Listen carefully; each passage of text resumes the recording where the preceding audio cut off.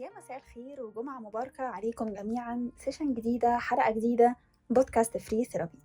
استعد بالايربودز في ودنك، قهوتك في ايدك، ويلا بينا فري ثيرابي.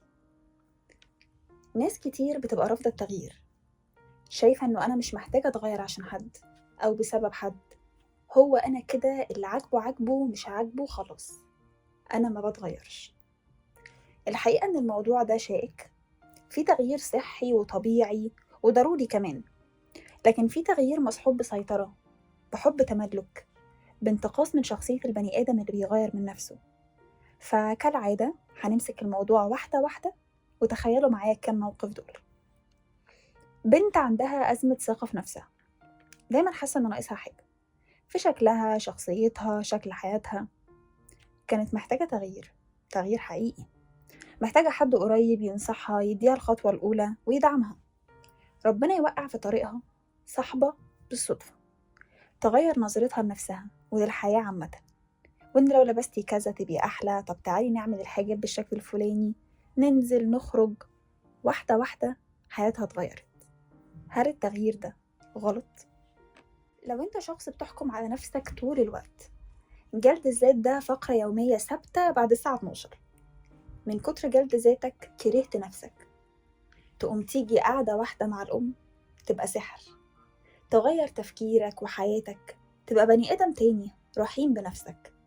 هل ده كمان غلط؟ طب لو انتي مرتبطة، مخطوبة، متجوزة، في حد في حياتك، قبله انتي كنتي بعيدة شوية عن ربنا، مقصرة في الصلاة شوية، اللبس مش أحسن حاجة، ربنا يهدينا جميعا. بس بوجود الشخص ده ساعدك تاخدي الخطوة الصح اللي كان نفسك تاخديها ومترددة من زمان. يعني بقيتي شخص أحسن، أقرب لربنا، أفضل من بره ومن جوه. يا جماعة، هل ده تغيير غلط؟ طب انتي واحدة تقريبا ما كانش عندك أهداف ولا أحلام، مالكيش طموح، عايشة في الحياة اليوم بيومه، مع إن عندك موهبة أو حرفة تفتح لك كارير مهم جدا، بس انتي مكسلة. يقع في طريقك بنت هي مؤسسة لجمعية الفيمينست، عاملة كارير حلو جدا لنفسها، تشجعك على الشغل والنجاح. واحدة واحدة تبني معاكي طموحك، تتبنى موهبتك، تطلع منك أحلى شغل. حياتك اتغيرت، بقيتي شخص مستقل. هل ده كمان تغيير غلط؟ كل المواقف دي وغيرها كتير أغلبنا عدى بيها، بس مش كلنا خدنا القرار الصح. يعني الشخص اللي ما عندوش ثقة في نفسه ويقابل حد يرجع له ثقته ويغير نظرته لنفسه، ده ياريت كلنا والله نقابل الشخص ده. الشخص اللي يغير بحب مش بتحكم. عايزك بني آدم أحسن لنفسك، مش عشان يسيطر عليك ويغيرك بالعافية.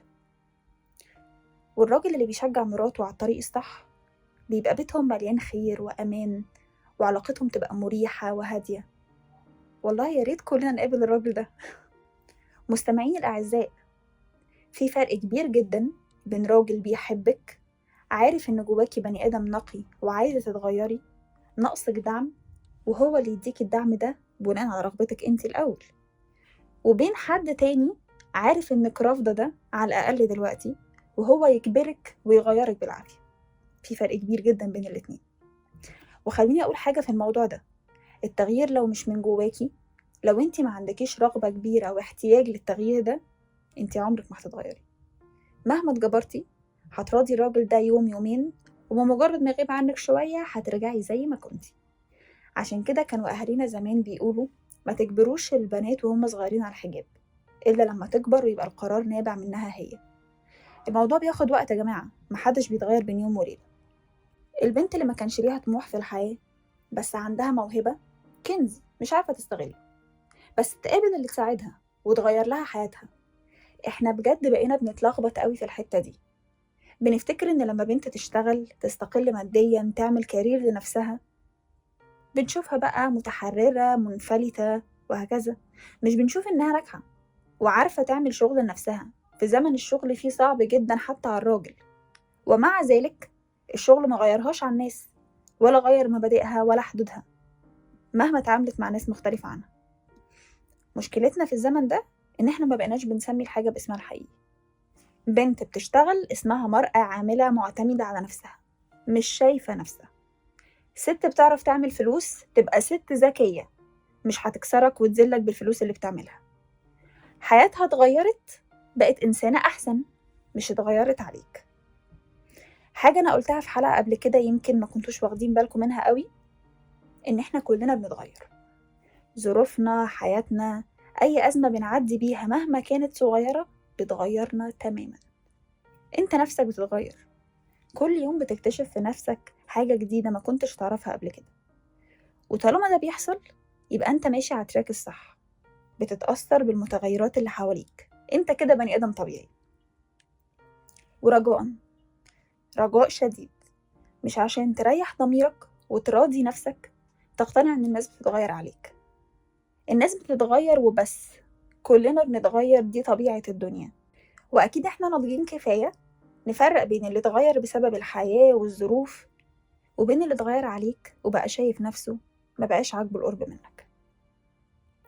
سؤال: ما مدى أهمية وجود شخص داعم في تغيير شخصيتك؟ الحتة دي حقيقي من جوه قلبي، مش من عقلي خالص. أنا مهما أتكلم مش هقدر أوصف مدى أهمية وجود حد في حياة البني آدم يدعمه، أو مدى أهمية تأثير الناس على حياتنا. بقصد القريبين طبعا، اللي وجودهم فارق، كلمتهم مسموعة. الحقيقة إن أنت كبني آدم مش بتحس قد إيه ممكن كلمة منك تغير حياة بني آدم تاني بدون قصد. يعني أنا دلوقتي وأنا بعمل أول بودكاست في حياتي، يمكن المتابعة ليه مش كبيرة قوي، بس ممكن حد واحد يكون سامعني دلوقتي حاسس وعايش الكلام اللي بقوله ومأثر فيه. يعني أنا بقى غيرته من غير ما أحس. الأهل، الأم والأب، انتوا مش واخدين بالكم قد إيه كلمة حلوة للولد تحسسه إنه كبر وبقى راجل، أو كلمة دلع للبنت تخليها ما تحتاجش تدور عليه بره. كلنا أي تغيير بيحصل لنا سببه الأول الأهل، سواء إيجابي أو حتى سلبي. ما هو على فكرة يا جماعة، كل المشاكل النفسية عند الناس دلوقتي كان سببها أزمات من الطفولة.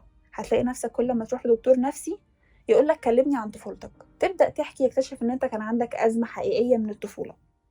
الأزمة أو العقدة دي ما تعالجتش، أنت كبرت بيها. فحقيقي بقول للأهل انتوا ترمومتر حياتنا، يا ريت تحسوا بكده. في جملة بتقول الرحلة فردية. الجملة دي أنا لا أتفق معاها بنسبة 100%. صحيح إن خطوة التغيير الأساسية لازم تبقى نابعة منك أنت لوحدك، وإن طريق النجاح أنت أكتر حد هتبقى حريص عليه، بس ما تقنعنيش أبدا إن وجود داعم معاك في رحلتك مش هيخليها أسهل وأسرع أو هتنور أكتر. ما تقنعنيش إن في حد في الدنيا دي ممكن يعيش عمره كله لوحده من غير كلمة دعم واحدة من حد بيحبه، أو إن أنا دلوقتي وأنا بعمل البودكاست ده مش فارق لي رد فعل حلو من الناس، أو إن أهلي يدعموني على كل حلقة بعملها. لأ، الدعم مهم، وإن حد يبقى جنبك يساندك ويساعدك تتغير وتبقى بني آدم أحسن، ده مهم جدا.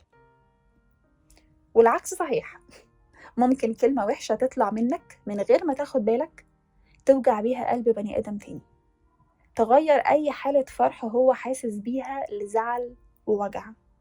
الكلمة الحلوة بتغير، أما الكلمة الوحشة بتموت.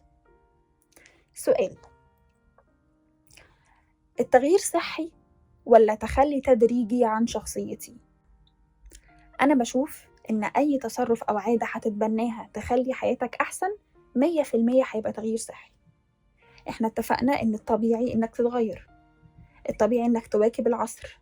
أنا بشوف فيه ميزة حلوة قوي، إنك تبقى عارف تتعامل مع كل الناس، عارف تعامل كل واحد بشخصيته، وتبقى حقيقي فعلا مش بتتصنع ده.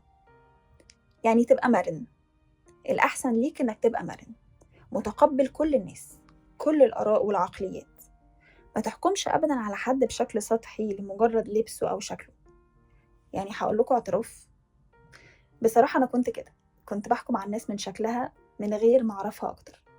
بس لأن من فترة قريبة شوية اتعرفت على ناس كتير مختلفين عني تماما، اتعلمت أتقبل الاختلاف وأتغير وواكب الموجة من غير ما تأثر على شخصيتي أنا. بس ما زالت في شخصيات مش بتقبلها خالص، مش بحب أتعامل معاها، وده طبيعي على فكرة. الطبيعي إن أنت كبني آدم يبقى ليك وجهة نظر في الناس اللي حواليك، تقبل ده ما تقبلش ده. يبقى في ناس انت بتحبهم وبتحب تتعامل معاهم، وناس تانية مش بتحبهم، عادي. مش لازم اتعامل مع كل الناس، بس ما تبقاش عدواني، ما تحكمش عليهم، اعتزالهم كفاية. اخدكم بقى لحتة حلوة قوي. بما اننا داخلين على شهر كريم، ايه التغيير اللي ممكن نعمله؟ اولا لازم نغير مفهومنا عن الناس اللي بتقرب لربنا في رمضان. في ناس ممكن تبقى طول السنة مش بتصلي، مش قريبة من ربنا، بس بيجي رمضان بيتغيروا تماما. بالمناسبة الناس دي عايشين معانا، في منهم احنا كمان. مشكلتنا ان احنا بنحكم بتعنت. ايه ده، هي جاية تفتكر ربنا دلوقتي؟ ما هي ما بترجعهاش الا في رمضان. وهكذا من الكلام السخيف اللي بنقوله. انتوا عارفين ان في ناس كتير كانت في شبه ضلال، وبعد شهر رمضان رجعوا عن طريقهم، قربوا من ربنا؟ يعني 30 يوم دول كانوا سبب في الهداية مدى الحياة. ما نستهونش بالتغيير في النقطة دي، علشان حقيقي مهمة قوي. غير كده طبعا العادات اللي أغلبنا بنعملها في العادي هنحتاج نتغير وما نعملهاش في رمضان. يعني ما نسمعش أغاني، نحاول نعيد في لساننا شوية، نقولش ألفاظ، نبطل غيبة ونميمة لو نقدر. البنات نحاول نظبط لبسنا شوية، ما نحطش ميك اب كتير ولا برفيومز، الحاجات دي عشان ربنا يتقبل مننا الشهر. بس قبل كل ده، عيشوا فرحة رمضان يا جماعة، استمتعوا بيه. شهر رمضان ده أكبر تغيير انت ممكن تعمله خلال السنة. اتبسطوا بالأعياد اللي ربنا عملها لنا. أنا عارفة إن الفرحة قلت دلوقتي عن زمان لأسباب كتير، منها إن الناس بتبعد وفي ناس بتمشي، الخير بيقل شوية. بس ما ننساش إن كل سنة ربنا بيجيب لنا شهر رمضان ده في أكتر وقت انت محتاجه يحتوي ضعفك وحيرتك. بيجي في الوقت الصح حقيقي. فهاتوا زينة رمضان، هاتوا زينة كتير علقوها في البيت، عيشوا الأجواء. لو الظروف مش مساعدانا نجتهد احنا شوية. الشوارع دلوقتي حلوة قوي، انزلوا تمشوا فيها ساعة واحدة بس هتحسوا برمضان. واعملوا حاجة صغيرة أنا كمان هعملها أول مرة السنة دي إن شاء الله. مش احنا بنعمل لستة بإنجازات السنة اللي فاتت وبأهداف السنة الجديدة وبنتكلم فيها في نيو يير مع بعض؟ خلونا نعملها في رمضان أحسن. قارن بين نفسك رمضان اللي فات ورمضان ده، أكيد هتلاقي تغيير، هتلاقي نضج، نجاح، هتلاقي حاجات حلوة كتير. وكل سنة بص على لستة السنة اللي قبلها، دي أكتر حاجة هتحسسك إنك بتنجح وبتنجز. مستمعيني الأعزاء، نصيحة من قلبي ليكم، اتغيروا لو شايفين إن فيكوا عيب أو طبع الناس مش قابلاه، والناس دي تفرق لك وإنت تقدر تغير العيب ده، أكيد هتبقى حياتك أحسن. ونصيحة تانية، اوعى تتغير عشان حد من غير ما تبقى محتاج التغيير. اوعى تتغير عشان تعجب حد، أو بمعنى أصح اوعي تتغيري عشان تعجبي حد أو عشان تخلي حد يحبك بالعافية. ربنا خلقنا كلنا فينا حاجات كتير تتحب، كلنا نستاهل نتحب من غير ما نتغير. المرة دي أنا هرشح لكم فيلم حلو قوي نشوفه قبل رمضان، فيلم حبيب. ده فيلم قصير 20 دقيقة بس حلو قوي ورايق. لحد هنا خلصت الحلقة، يا رب تكونوا اتبسطتوا بيها. دي آخر حلقة في السيزون ده قبل رمضان، نتقابل بقى بعد العيد إن شاء الله. وبعتولي اقتراحات لأفكار السيزون الجديد، نكمل أوديو ولا أجيب سيت اب وديكور وأقلبه فيديو، مش عارفة. ما تنسوش تعملوا لايك وسبسكرايب على اليوتيوب، تجاوبوني على أسئلة الحلقة دي في الكومنتات. لينك سبوتيفاي هتلاقوه في الديسكريبشن لو عايزينها أوديو.